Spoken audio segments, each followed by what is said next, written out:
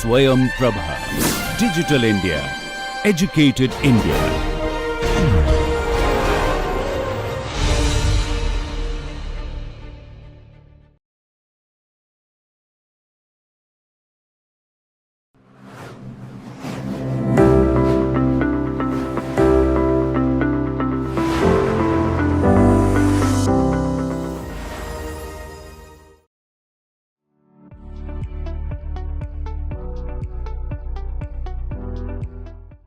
Hello everyone, welcome back to my lecture. So to continue with our last discussion about market efficiency, where we began our discussion with Pareto optimum conditions and Pareto improvement and also Pareto principles, where we also tried to show that how production efficiency, exchange efficiency and product mix efficiency work with the help of two individuals and two producers into account. And then we also tried to show where is the optimal point. So further moving with the market failure debate, let us discuss first market structure that all of us we know, but then let us have a much more elaborate discussion on that, so that we can actually talk about market failure much more in details. So about the market structure, so as we all know that there are two types of kind of conditions in the market. One of course is the perfect competitions, and the other one is failure of perfect competitions, which actually gives us the imperfect markets, which are also based on couple of assumptions and the conditions. So let us first see what do we mean by perfect competitions. As all of us we know, still we can have a one round of revisions here. The first is like large numbers of sellers and buyers, that we know that large number of buyers and sellers will be there in the market, and then market will determine the sort of price. Product homogeneity here, all the products of all the farms in a market are perfectly substitutable, like with one another. So it won't be difficult to find close substitute to each other. So like commodity can easily be sort of substituted to each other. And then consumer will have multiple options in the market to buy the same product if there are some price variations. So assumption 3 talks about free entry and the exit of farm, condition under which there are no special cost that make it difficult for a farm to enter. And here farm could be anything, even for the agricultural activities also can be considered as like farmers can easily get into the activities without any much cost. Price taking, the farm has no influence over price market over market price, and thus takes the price as given. So market has the power to decide the price of the commodity. It is not other way around, that farm will decide the price. It's not like farm is the price maker. So here market is the price maker.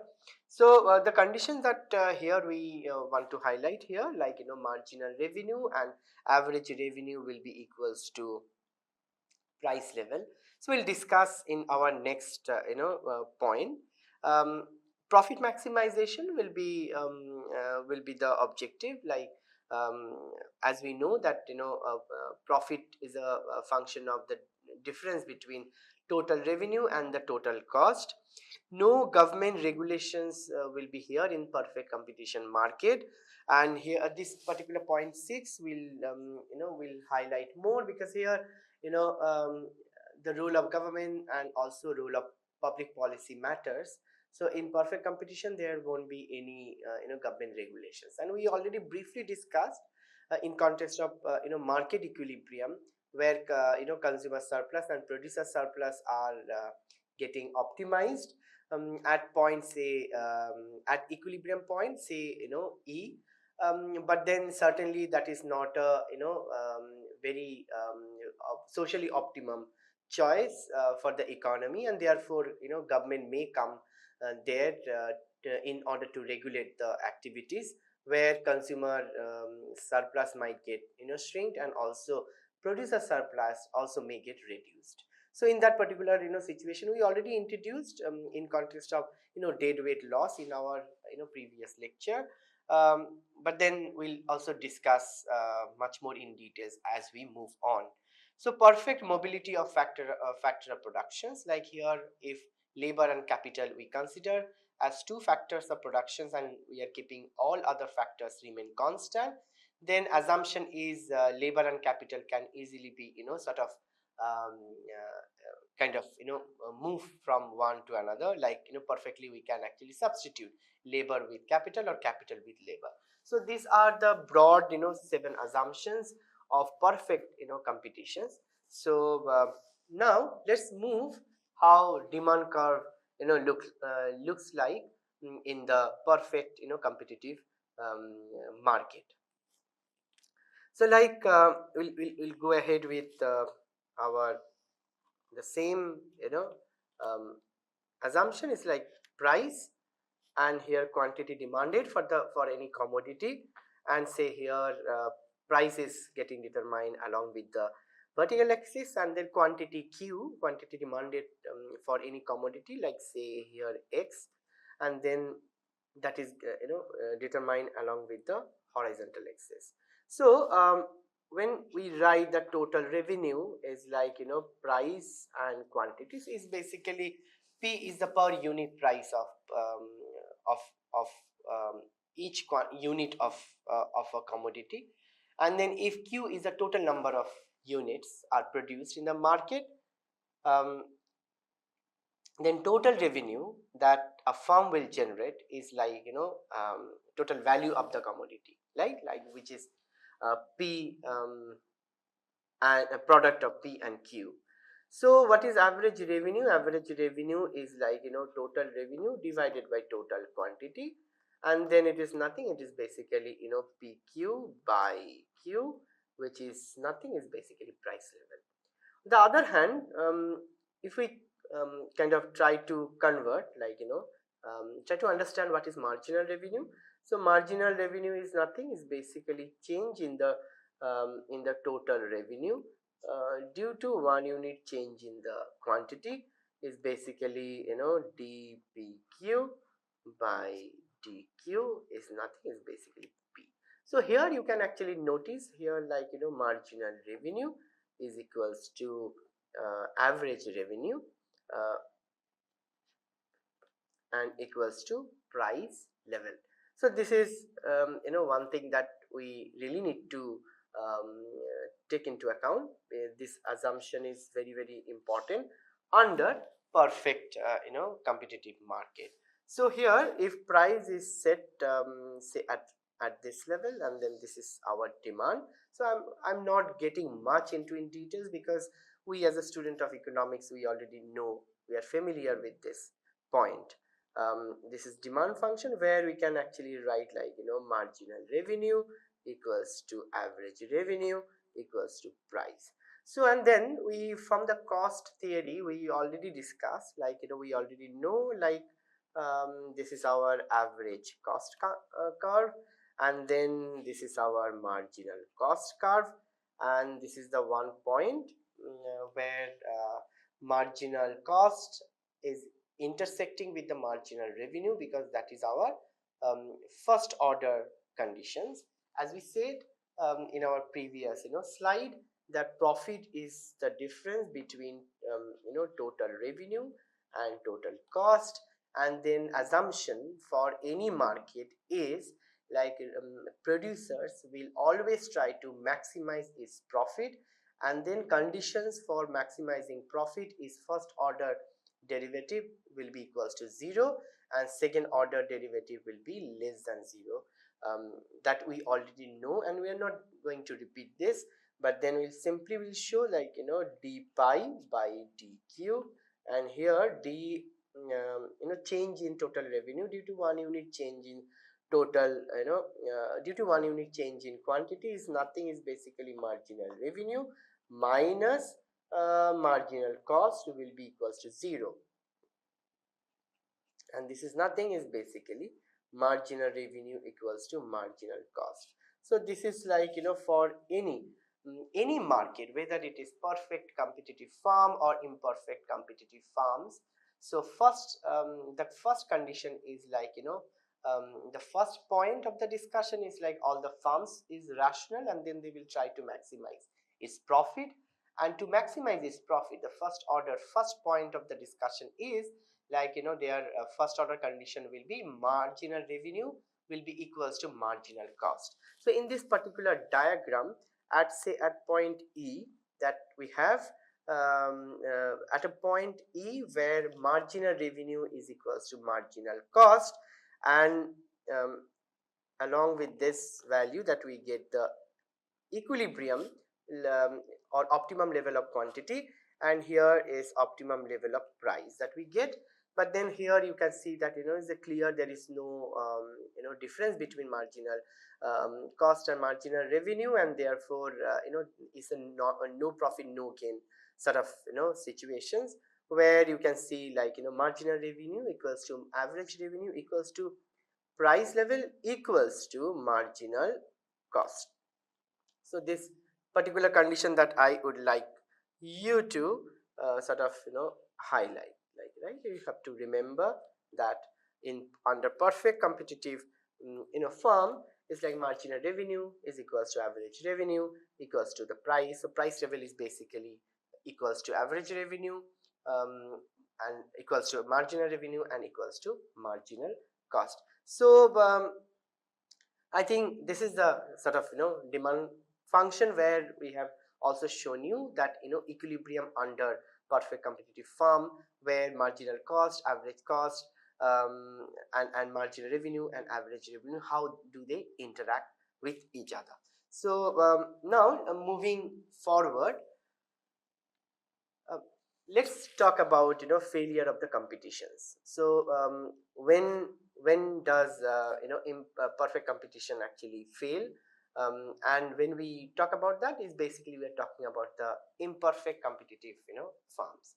So imperfect competition prevails in an industry whenever individual sellers can affect the price of their output, um, and then there are major kind of imperfect competitions exist in the market, and those are of course the monopoly. So we are trying to understand from the number of sellers and number of buyers, is basically we are trying to understand competitions based on the number of participants in the market, is basically how big the market is in terms of seller and the buyers. So in the monopoly, is a like one extreme is like one seller will be there in the market and many buyers will be there in the market. So one seller certainly will have the market power, who will also set the market sort of who will set the price market price, and then we as a buyers will have no bargaining sort of power to decide or to even think or talk about the price level. So monopsony, here is a many sellers will be there and then one buyer will be there, and then say in case of many sellers and one buyer, the example that we can kind of think of is like labor market, like where number of employees are more, like number of applicants will be very large, and then number of buyer is basically employer will be one, and then employer has all the right to set the sort of price, where in the market it happens, in the normal market it happens differently, like seller has the upper hand to set the price, and but here if you consider employer as a buyer of say labor power, or buyer of kind of providing the job, so in that particular case employer is the one buyer. And in case of monopoly, that we can actually think of like single seller, like say in case of India we can think of like say Indian Railways, um, Other example, like where few sellers will be there in the market, is in case of oligopoly, and in case of monopolistic competition, large number of sellers will be there. So these are, we already know. We are not going much in details about each market. What we usually do in principles of microeconomics class or in advanced microeconomics class. So but here we'll try to understand few characteristics of the market where, especially in the in a monopoly market, on which we can actually begin our discussion how the policy level interventions happens, and then optimization happens, and that's how price gets determined, and then kind of output. um, so now let's see about the assumptions about of the monopoly. So single seller, as we know, there are no close substitutes for the commodity it produces, which is quite opposite to what we discussed in case of perfect competitive markets, where commodities are homogeneous, and commodities, like there should be close substitutes.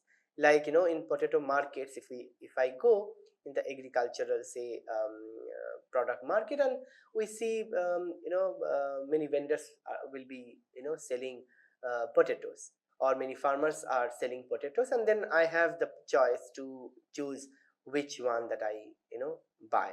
um, that means commodities will have the close substitute, or similar, like homogeneous products, where in case of monopoly, these close substitutions will not be there, and therefore single seller will have the monopoly power or market power to decide on the price.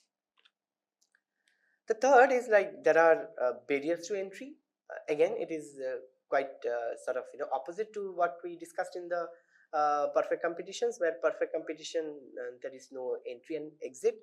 Is it like a barrier? Is it like free entry and free exit? But in monopoly, like, since this is only one firm is deciding, and then one seller in the market, and therefore there will be, like, barrier to entry in the market. So now, as a price setter, firm will be the price setter. Single seller will decide on the price, and therefore they are the price maker or setter. So causes for monopoly: ownership of the strategic raw materials, or exclusive knowledge of the production technique.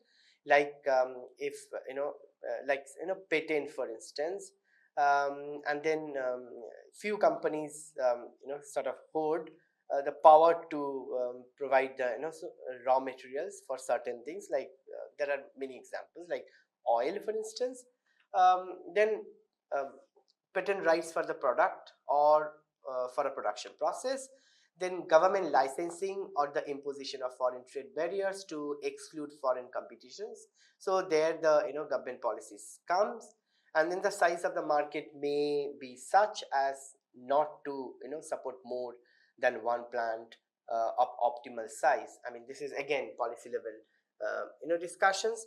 Technology may be such as to exhibit a substantial economies of scale, which require single plant if they are to be fully reaped. So I think this assumption is this is one of the causes for the monopoly. And natural monopoly is usually like one single firm and decides, like in case of goodness of the market, like single firm produces one particular commodity instead of multiple plants of that particular farm. If that is good for the economy, then single farm should produce. And in this case, we can actually decide, like in certain cases government is better and behave like as a farm, and in order to produce entire commodities, instead of living on the market, where multiple farms can come together and then try to sort of produce and exploit the, say, consumer. So in order to avoid that exploitation, so in many instances that government decides to behave like single farm, and then produce entire that particular goods and services. So now let's see how demand curve, average revenue curve, and marginal revenue curve, it works under the monopoly. So we can think of different functions, but then let us see how it works.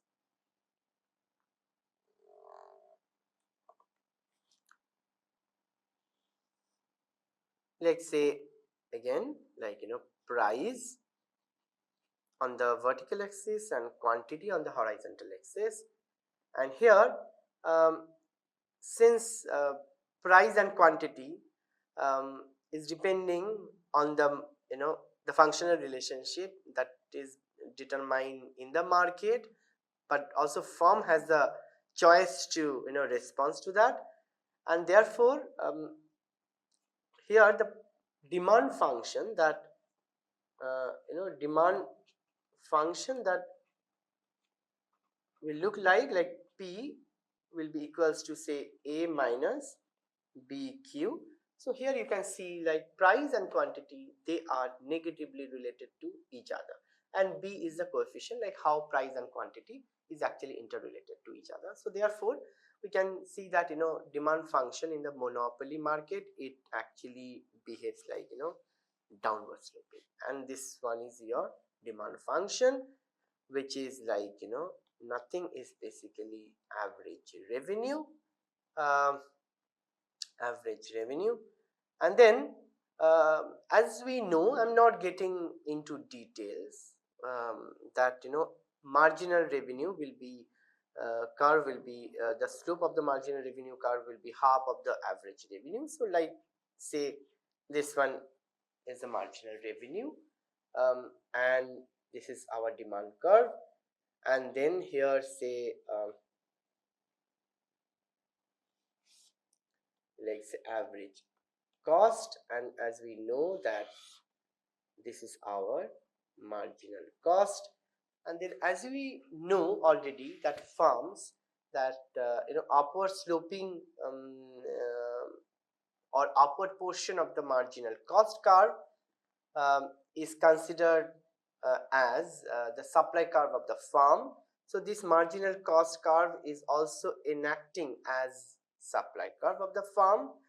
And then here, since all the firms, irrespective of the nature, like whether perfect competitive or imperfect competitive, is basically the first profit maximization will be the objective, and then first point is like profit will be maximized at a condition where marginal revenue and marginal cost will be equals to each other. So here at that point, and this point say point A, at point A, and then along with this point here the price will be determined or set along with the average revenue, and here is like say price, and this is like price for the monopolist. So where is the price of the uh, perfect competitive firm? So perfect competitive firm where demand and supply they intersect, and here is the point, and this is the point, like say at point B. So this price of that particular commodity, but then this is perfectly competitive, like competitive firms price. And then at point A, along with the point A, it is basically the point where price is equals to marginal revenue. So at this point, point A along with point A, this is price where marginal revenue equals to marginal cost. So monopoly has the power. So you can see that OP amount is OPM is the price set under monopoly. So price under monopoly. OPC is price under perfect competition, right? So definitely PM is higher than PC, and that is the market power. But then the monopolist has the power to set the price at any point between PM minus MC, like at any level that they can actually, because point A onwards is basically profit maximization, process starts for the firm, and therefore monopolist has every right or power to set the price between PM and P, where MC and MR are actually equals to each other. So this is what demand curve, and then average revenue and marginal revenue under monopoly. And we also have seen this is the sort of kind of um, price setting mechanism. But then from this diagram we can also show you what is the profit under monopoly. So let us also quickly have a look. Like say here price is getting determined along with the average revenue, but then cost will be set at the along with the average cost. Like say here, say at this point, which is say price P1. So then certainly average revenue, like here average revenue is higher than average cost. So so this is the per unit, you know um, per unit higher price is basically the entire area that we get is the profit for the monopolist. So basically we can say like here is like mm, B star, and here we can say like D. So area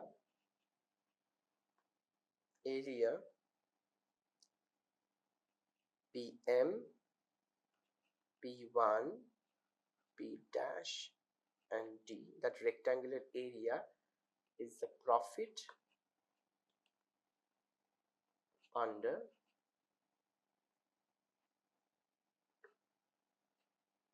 monopoly, right? So this is how it happens in the monopoly market.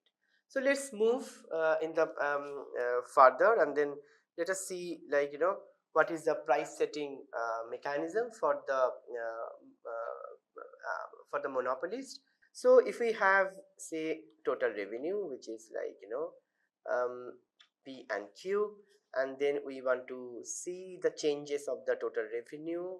So it's basically um, dr by dq, which is nothing, is basically marginal revenue, which is equals to like P plus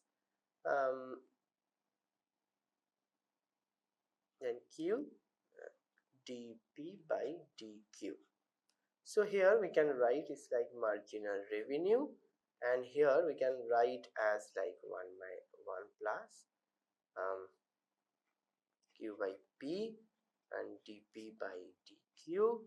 So we can write mr equals to p 1 plus 1 by elasticity. So at profit maximization conditions, as we know that where mr equals to mc, so this is the rule of thumb conditions. So if I put this here in this particular in the above equation, and then it will become mc equals to p plus p by ed. So we can rewrite this particular equation as like minus p by ed, p minus mc, and you can rewrite this particular equation as minus 1 by ed equals to p minus mc by p. So this is what we can show the relationship between price setting mechanism, marginal cost, and then elasticity of the demand, and this is how we can establish the relationship. So this is say equation 1.